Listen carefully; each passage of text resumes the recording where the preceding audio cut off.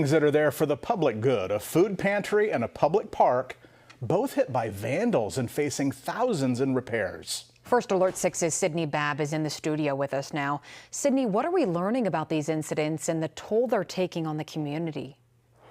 Brian and Aaron, today I spoke with Phil Davidson with the city of Bellevue, and he said it's becoming a trend over the last 2 weeks. I'm told it's unusual to have these incidents, and they're happening more frequently earlier in the year.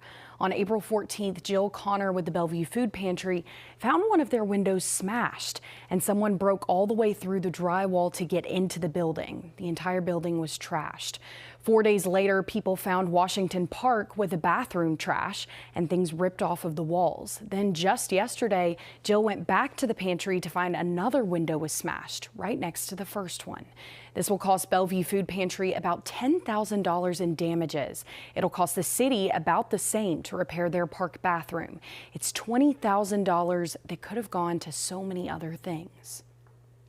This is all part of it, and so we wrap that into the construction project, and we will definitely have to raise additional funds in order to recover from the damage.